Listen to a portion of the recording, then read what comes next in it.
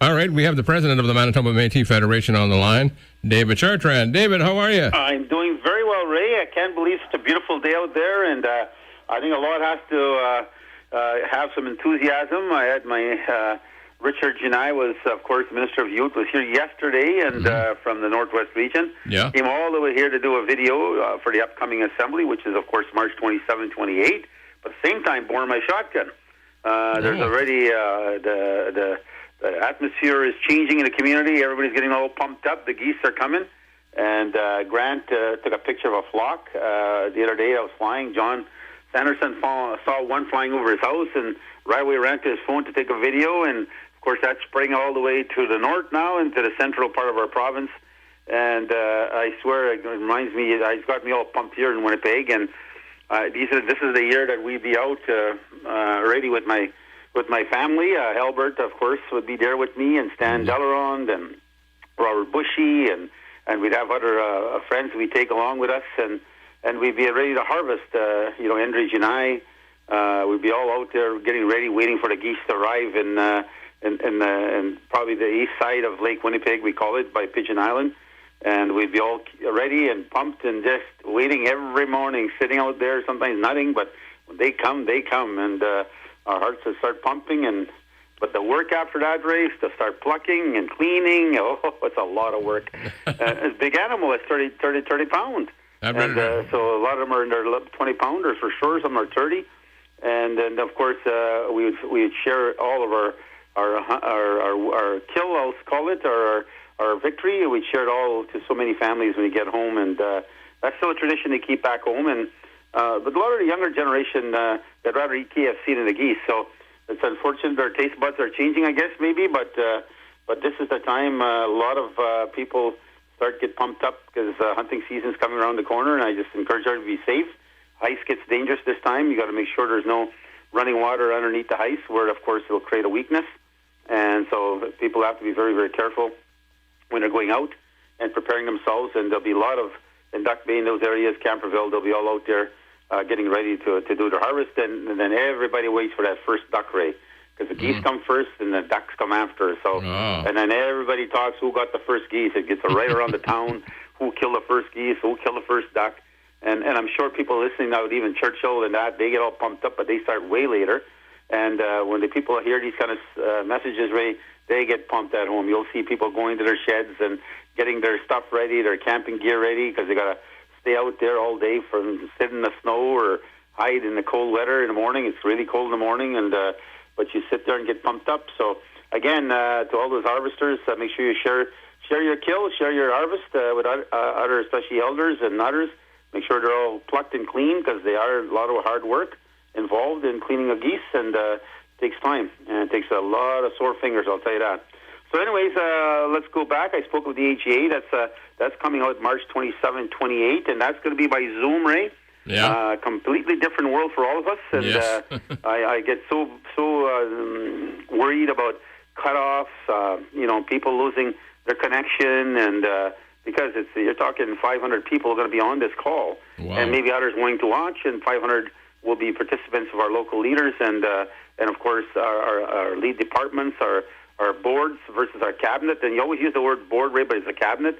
Our cabinet has to get ready to do all their reports, which they're doing, all the ministers, and get ready to give their reports. But so it's going to be a very full event, of course, in 2 days, and we're also going to have a 2-hour music festival, and from 7 to 9 on Saturday, so everybody can have their dinner at home and then get to their laptops and watch basically the Beat Goes On message. And we'll have some artists performing for 2 hours, I believe, and they're working on that as I speak. I understand. I don't get involved in that part, but I know they're getting it organized as I'm fully aware that it'll take place. So anyways, Infinity Women are also having their AGA March 13th and looking for that. Of course, Anita's all pumped up about that.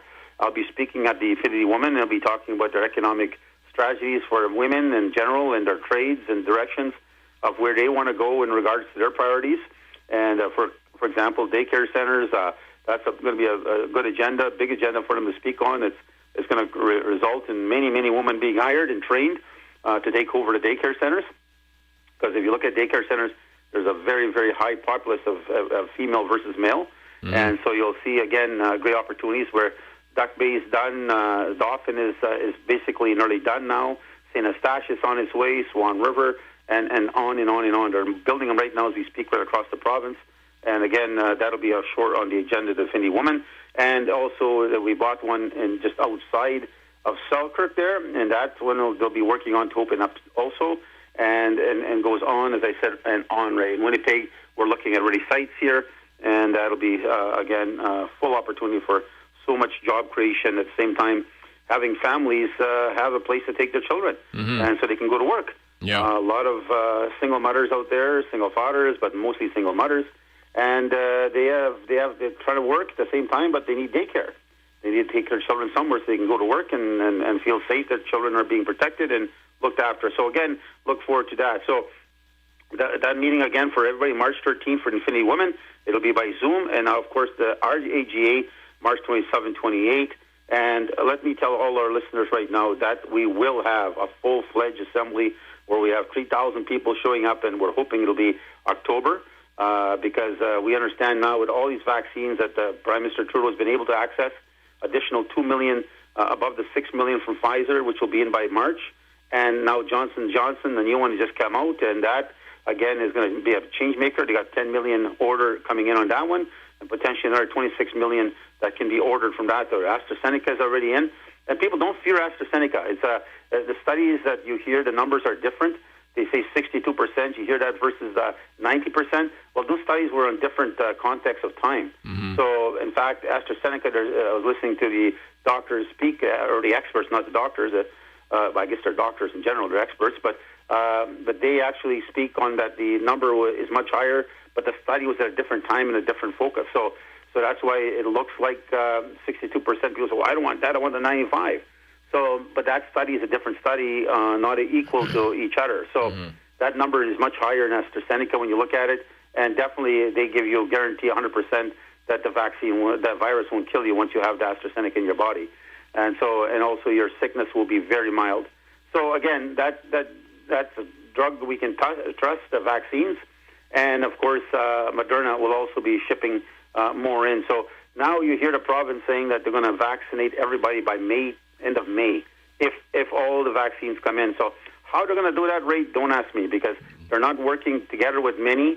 They're on their own, basically just guiding and running from the seat of their pants, if you ask me, the way they're organizing themselves.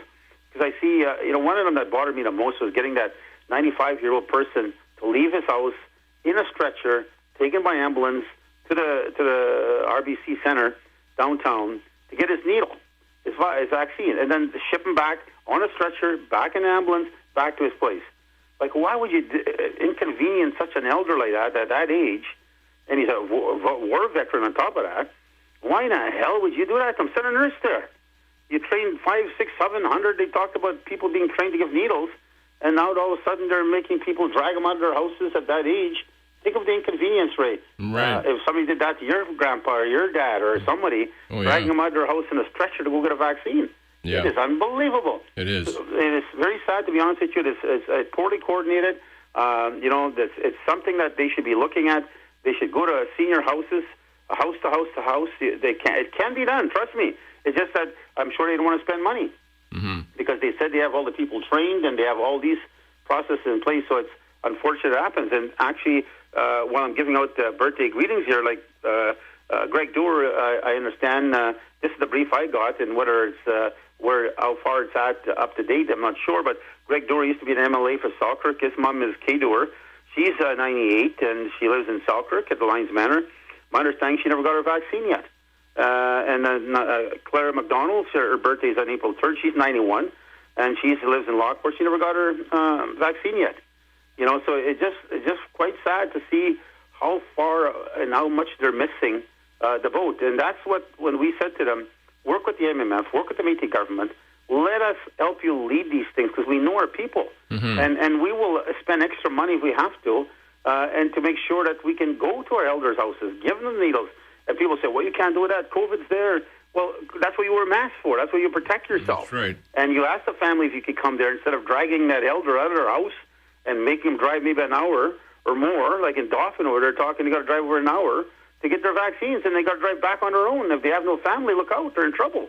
So it just shows you again the unfortunate situation that we find ourselves in this province, and its lack of strategy, lack of commitment, and lack of partnership, right? I've seen a recent release that went out. Apparently, they're looking at putting a very broad vaccine rollout now in the north, and they're including 40 Northern Affairs communities. That's where a lot of our people do live. But, of course, it's a mixture of Métis, First Nation, and non-Indigenous that live in these places. Like you go to Lynn Lake, Leaf Rapids, all these places. Snow Lake, we have Métis people, we have non-Indigenous, we have First Nation there. So how they're going to go about doing it, my understanding is they're changing the rules all of a sudden. Because remember, why I was so upset about how they are ruling out the vaccine rollout in Manitoba already is that they were actually allowing the First Nations, which were going 75 and up. And so you could be 75. The province was going at 95 and up. So they're saying the MMF, Métis people, will follow under the provincial guidelines. So we can't get vaccinated only if you're 95 and older. Well, most of our people never get there, Ray. Yeah. There's a few, like I just mentioned, a few handful. In two hands, you probably can count the population that surpasses 95 years old.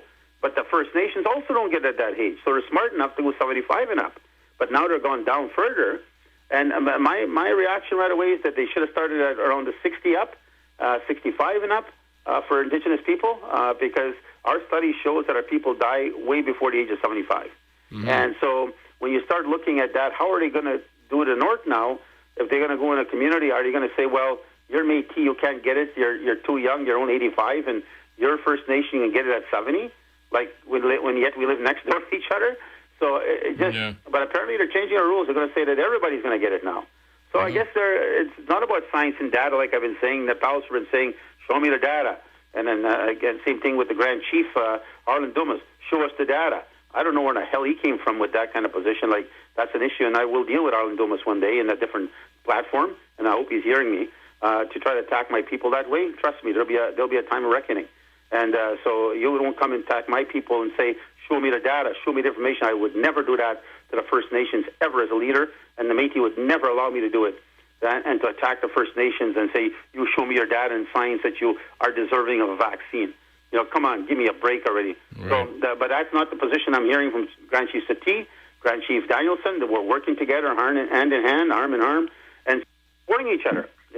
And that's the way you should be working, hand in hand, supporting each other. So, again, those are issues that are paramount to me, Ray, and I'm pushing this issue. I did speak with the Pfizer, and I'm going to come back to the report because we have a special guest that's coming on in a few minutes. He's on. Let me speak a little bit on that in a minute. He's coming on. I think Cowboy's going to arrange it.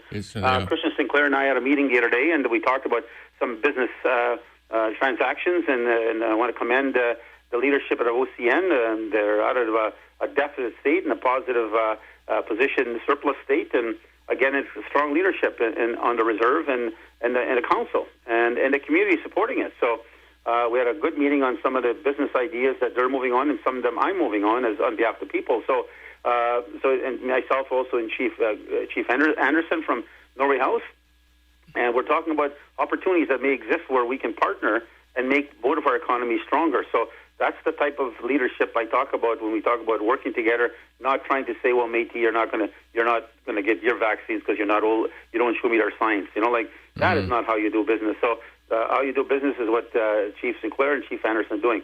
But Chief Sinclair, we were laughing, myself and against Sinclair. He said he's running 54 miles in 2 days in rain. 54 miles. So he's going to raise money for the school. Wow. And I want to commend him as a chief. I've seen him running already. I've seen some of his Facebook, and I'm proud to say that I sure as hell can't do it. He's running with a student, Savannah, and Kimberly, a staff, and so Terry, a grad student, Terry Ann, I believe, is also running with him. So I want to give him kudos. I sent $500 as a donation for me and my wife, and so to help him and support him in his venture of doing something different. And so if Cowboy, if you arranged the call already, he's probably... Actually, I have him standing by right now. Okay, let's get him on the air. And, he's standing by right now. Embarrassing me already. My wife threw my runners in the door there. I don't know what the hell she's trying to tell me. So Christian Sinclair, you caused me a lot of trouble here about running 54 miles, and Chartrand can't even run 1 mile. So 52.5. So let's put the chief on the line. Wait, don't touch it. I haven't set up yet. Okay. Hello, are you still there? Hello, Carl. Yes, Yeah, I am. cool. Good morning to the President David Chartrand of the MMF. How are you all doing? Hello. Hello. Yeah, President Chartrand, are you still there? I'm still here. I'm Okay, can waiting you hear for him him? to give us an update. Yeah, he's on the air right now. Can you Good. hear him? Okay, hello. Can you guys hear me? Can hear you loud and clear, Chief. Okay, good morning, President David Chartrand, and good morning, Cowboy Carl. How are you all doing? Pretty good, and can't forget the legendary Ray St. Germain. Oh, and Ray St. Germain. Good morning, Ray. Good morning. Legend. Great to hear your voice as well. So tell us what you're doing there, Chief Sinclair, and why. Okay, first of all, thank you, David, for setting this opportunity up to share with all of your listeners across the land here. What I've done is I've taken on this crazy challenge called a 4x4x48, which is running 4 miles every 4 hours for 48 hours. This is a initiative that was started by an ex-Navy SEAL, ex-military in the U.S. Army, and has doing this virtual challenge around the world. So I came across it, and being an ex-military, ex-special forces as well. But mind you, I'm 50 years old. I thought, oh, it's something I could possibly do, but I wanted to make it worthwhile and do it in support of a good cause. And with the graduation class, especially with our young children having to deal with COVID-19 and the challenge of learning in the remote or in-class learning, I thought it would be a great idea to get donations and support the donations to the graduating class of the Oscar Laughlin Collegiate High School here on the Opaskwayak Nation, which, was one of our great past leaders as well, the late Oscar Laughlin. I'm losing you, Chief Sinclair. Oh, no, anyway, continue if you want, Chief Sinclair. Okay, yeah. Sure, okay. And with that, I started running 10 o'clock last night. The first 4 miles went great, but as you can imagine, having to get up at 2 in the morning and running again, and then at 6, because what you have to remember is once I get home, I've got to get out of my set of clothes, I've got to throw them in the washer and dryer, I've got to stretch, have a little light snack, try to get a little bit of rest in between. So it really only leaves me 2.5 hours to sleep or get a rest, and then I'm right back up, getting up, stretching, and then getting out there and running again. When I started, I had the teacher, Savannah Henderson, along with the Terry Lynn, a student, start the first leg off with me, and I invite any and all students to join me. But what's happened is there's been some people across Canada taking notice. So there's a chief, Isidore Day in Ontario, the former Ontario regional chief, that's now going to run one leg tonight at 1 o'clock his time in Ontario. And I think that's a challenge I'll put out to any and all leaders, including David, whether you walk, run, or crawl one of the legs, 4 miles, by all means. It's just a way of supporting our youth, and I strongly believe in leadership by example. So it is a major undertaking right now. My ankles are sore and tender. My thighs are just feeling like 2x4s, but it's really a test, a personal test for me as well, of mental strength as well as physical strength. And ultimately, the end result is to invest in our kids. And as one of my idols of leadership, Barack Obama, says, the greatest anti-poverty campaign is a world-class education. So anytime we can help our youth excel and become great citizens of the future, no matter whether they're on OCN or anywhere in the world for that matter, we got to give them a helping hand and step up. And I want to thank David for his contribution of $500. It's, as he said, it doesn't matter whether you're First Nation or Métis or non-Indigenous. It's supporting each other and building a better world for our members and our people in our country. Excellent. So you make sure you keep us posted on that. And I see a lot of my constituents are already sending money your way. I seen 200 here, 200 there. I'm very proud to see that happening. So you keep up the good work, and thank your daughter Alexis out there was supporting you. And I see you running in the middle of the night there with vehicles behind you. So again, you keep it up, and you make us proud. And Ray and I, well, for sure, Ray, I'll take him on, because I actually do walk nearly 3 kilometers. So I don't run, I walk. And so I'll take him on. Ray, we'll do maybe 500 feet by 4 hours by 500 feet. I certainly can do it by car.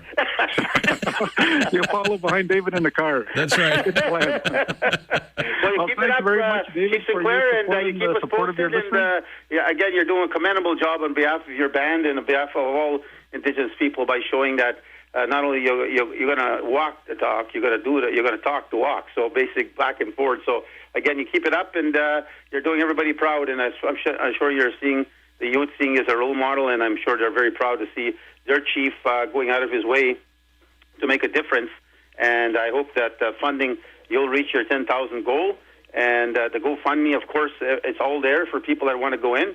It's a GoFundMe page. Check it out. Anybody wants to put $25, $10, $5, $100, whatever you think you could afford, just go into that GoFundMe page, and Chief Sinclair will be very, very proud to have it. It's Opaskiak Ininyo. So it's Facebook, Opaskiak Ininyo. Ininyo is a man, right? So yep, so right. Ininyo is men. Yep. So again, go into that Facebook GoFundMe page and send money his way, and let's help him get his $10,000 he's trying to achieve and raise. And keep up the good work, and I look forward to our ongoing discussions, Chief Sinclair. Thank you, David. I just want to have my one of our fundraisers here, Rhonda Head, is just going to give a quick recap of what we fundraise and the total on the and the description of the GoFundMe page. For sure. We'll let the drum roll start. See how much money you got so far. That's it. Well, so far we've raised $5,655 since the campaign started yesterday. So we're a little over halfway to our goal. Excellent. And I just want to acknowledge everybody hearing that, what Rhonda's telling us. Halfway there, you guys. Come on.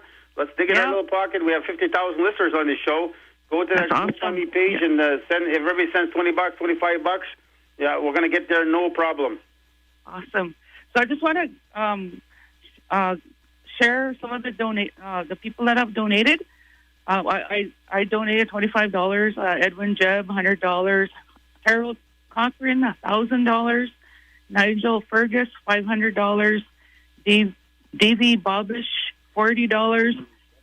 David Chartrand, thank you so much for your donation, David, $500.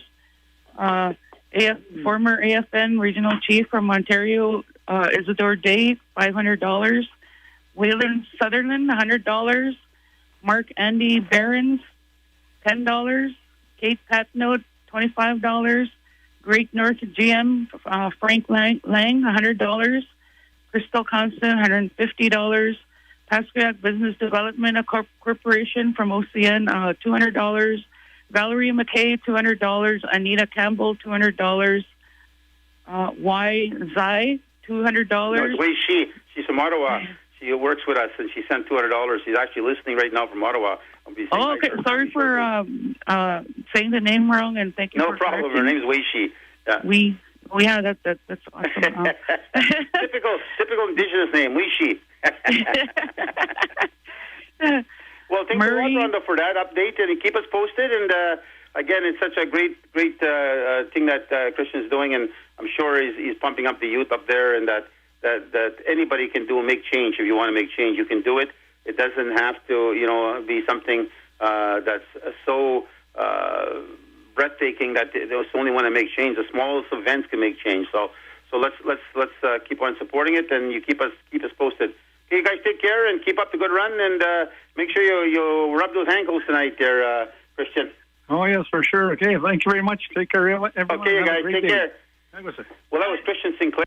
As you heard him, he's going to go out there and do something to make a difference instead of running to the government to say we can give us the money, or he's saying let's do something unique and see if we can get this funding going and make a difference for the Paskiak School.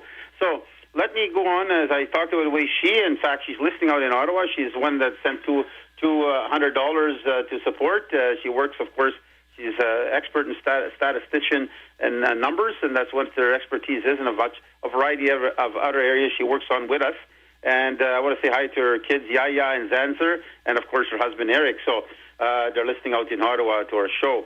So I want to go back, Ray, if I can. I got a few more minutes left here. I want 5 minutes. Of course, on the vaccines, I'll go back quickly on that. I did speak to the Vice President of Pfizer, that's Bob Dawson. I also received a return letter already from AstraZeneca, and I'm waiting from Cuba and Moderna and Johnson & Johnson. But we are moving forward and trying to push this issue. I actually had CTV National, CBC National, and Power Play with Aaron Solomon. So they were really intrigued about what we're trying to do, that we're so desperate we have to go out and find support elsewhere. We have to go and really try to get vaccines that we can purchase and push our way or beg our way through it to the big pharmaceutical companies, because this province is not including us in the vaccine rollout. And that's why I get upset with individuals that come in through science interface and data, and they know that we have that. All that evidence is there, even provincial data shows the Métis are in bad health conditions. And for those to come and attack us to say we can't support you, as Dumas said, as you show me the data, and we'll support you getting vaccines. So it's unfortunate. But let's understand this, that Canada has now eliminated the extra vaccines for Manitoba that they were getting because of a higher Indigenous population. That's now been cancelled, and we're going to get the vaccines in this province like every other province in Canada now. But the amount of vaccines that are coming out, there's no excuse now. Again, it's just organization and getting it in partner. If they work with the MMF, they will get these vaccines into our people faster than they ever believed, and we can coordinate in the system in such a way. And I'll give you an example, Ray. I want to take Sam Murdoch, again, from Fisher River, and his support for the 39,000 pounds of fish, Ray. We organized that fish distribution. There's only one more region to finish off, it's the Southwest. I think they might be doing it this weekend. But Ray, over 5,000 people have gotten the fish. Wow. And eaten the fish, and I'm so proud of our regions. Like if you look at the Northwest alone, 800 houses got it, and that amounts to over 2,000 people living in those houses. And you go right across the province, there's hundreds and thousands of houses we delivered to, or they came and pick them up. And we ran short, Ray. 39,000 pounds of fish didn't last at the demand of our people. So right now we're in negotiations with Freshwater to buy more fish, and so we can continue to deliver the fish to the people that didn't get it, that were on the waiting list, and those that yet are just finding out this through the media in different ways, that they can phone in and be a partner to getting fish in their houses. So we're working on that as we speak right now, but I'm so proud, Ray. Just think about that. 5,000 people will be eating fish out of those 39,000. And all it was one phone call from Sam Murdoch to me and saying, David, we have 39,000 extra pounds of fish here. We've given our distribution to all the First Nations already. Would you guys care to take on the challenge to get this fish out to your people? And, of course, in a heartbeat, I accepted it. And now you see 5,000 people will be eating this fish. So we document all this stuff, Ray, and we organize it very well. And Marcy and the region, I want to give them big kudos on what they did. I also had a very big meeting regarding, and for everybody listening, this is one that our people were so proud of, is with cancer care. Of course, everybody knows the last gathering of assembly, we gave $1 million to cancer care on behalf of the Métis people in Manitoba. We donated to the research and science sector. We had a meeting. Anita will be will be leaving cancer care, but she's not leaving until everything is concluded in the context. There will be a beautiful beadwork design established by Jenny Crouchy, which will be established in cancer care. So they want to show respect to us for the $1 million we gave, and our name will be attached at the top of that particular section of the research and science that the MMF donated $1 million. And so, and they're so proud that we're the first Indigenous people that ever went that far to give so much money. Wow. But it just shows there's a couple of people in my office right now, Ray, that are fighting with cancer. So I, of course, know what cancer does to so many of our people. And it just shows that we are going to do our part. We're not going to sit back and we're going to push agendas, put out resources, and support the way we can help others and making sure that we can make a difference. And that $1 million, according to the East Sending, will make such a massive difference. In fact, they're proud to announce, and maybe I can't say it, they're going to be announcing that a lot of the new machinery and new equipment has been now purchased, and tests can be done here. I don't know the exact names. They'll be announcing it very soon, but that's a major breakthrough. Your tests would have to go to somewhere else, and it would take weeks and weeks sometimes to get it back. They can turn this around very quickly now within their own. And again, that's the help of the MF helping out financially there. So they'll give a better brief on exactly what this name of this equipment is, and the research and the testing. But it's changed the entire course of speed and helping get answers to your questions very quickly when it comes to your results when it comes to cancer. So also, Minister Elijah Meteor had a meeting with Minister Cameron Friesen of the province, and I haven't got my brief on that, so I can't give a full update, but I'll give it next Saturday. But I want to close off with the big one. I had a very good discussion with Pearl Dumas and Dennis Dumas. Pearl, of course, both from the Crane River area, and I want to both Métis citizens. She's actually a local chair, but I didn't even know she was a local chair until after she told me, because I only read the brief. I was reading about her grandson, Marcus McKay. Remember, she came on our show and she talked about Marcus and the stress and the hard feelings and the loss and the hurt that still exists 20 years later, because Marcus disappeared 20 years ago when he went hunting with his stepfather. and you left him behind apparently, and went back to town and come back, and Marcus was gone. And so there was a big issue that arose in that area, and big search happened to no avail. They could not find little Marcus. So he's 8 years old, and I want to say proudly on behalf of the Métis government, we are putting up a reward of $10,000. I spoke already with if Pearl is listening, I spoke to the commanding officer, Jane McClatchy of the RCMP, and we'll be working with them in regarding setting up the hotline, tip line, because we got to work in conjunction with that, because they will definitely be inundated probably with calls. So they got to set up it's obviously a cold case now, that's 20 years later, but the family, Pearl, them don't want to ever give up and bring in, and she said in her own language, bring his little bones home so he can rest in peace in our graveyard, and we can visit him, and our family can visit him. And they have a picture of him in a $5 bill, the last thing she gave him, and he was so excited and looked back with her with a smile in his eyes getting that $5. So we're putting up that $10,000 award. There'll be posters going up, working on it right now, and we'll be announcing it in full scale with Pearl. And but there'll be more, of course, drawn out on that. We have province-wide billboards now that we rent every year.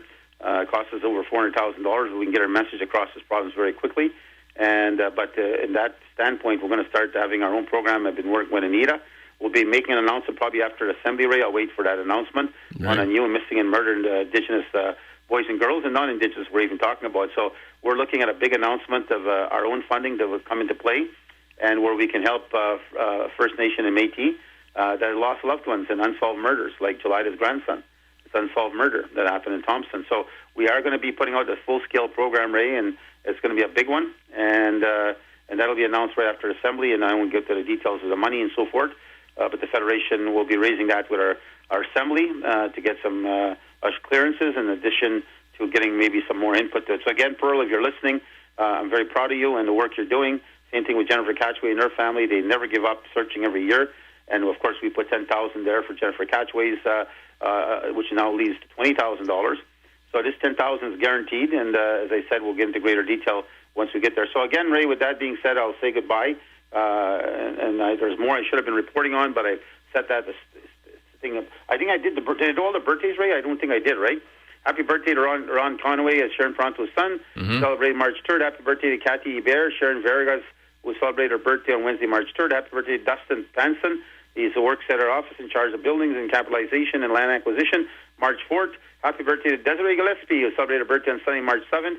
And, of course, happy 98th birthday to Kay Dewar out in Selkirk. And happy 91st birthday to Clara McDonald out in Lockport. So, and a happy anniversary to Lauren and Gail McDonald, celebrating their 60th wedding anniversary on March 18th. Wow. 60th wedding anniversary. 60th. Congratulations. So, unbelievable, Ray. Ole. What's that, Ray? Ole. Ole. 60. Holy macaroni. A big one there to Lauren. I know Lauren. Okay, I also want to say Loma Zastri is in Ashland Hospital. She's just been diagnosed with Bell's palsy, so we can get prayers out to the family, the Zastri family, and they don't miss regional meetings. They always want to be part of the assemblies, and such big-hearted people, and we make sure we send our best to them and our prayers to them, and Federation will be there to give their support and help. And again, Cowboy, I think you embarrassed Kat already in putting her in her place, calling in the show, and she's probably still blush red there, Cowboy. I didn't mean to. It was just... She actually called the wrong number. Anyways, you guys take care. Kat works in the office. She's brand new. She's just started with us, and she's doing a superb job on behalf of us. And a special happy birthday from Sugar and our family to my brother-in-law. My sister, of course, passed away. To German, his nickname, Robert Janai, 75 years old. So happy birthday, German. And I hope he's listening out at his son, Kevin. So, again, I apologize for going a little longer, 5 minutes past my time. So you guys take good care and call in the show anytime you want and say hello to my mother-in-law out in Cranberry, and I am going to build those houses in Cranberry. Okay. So that's coming up, Ray. All right, for sure. Take care. All right, David, thank you. Okay, bye-bye. All right, David Chartrand, the president of the Manitoba Métis Federation, with his annual weekly report, Métis Matters. Wow, I don't know how he keeps that busy. Yeah, I know, eh?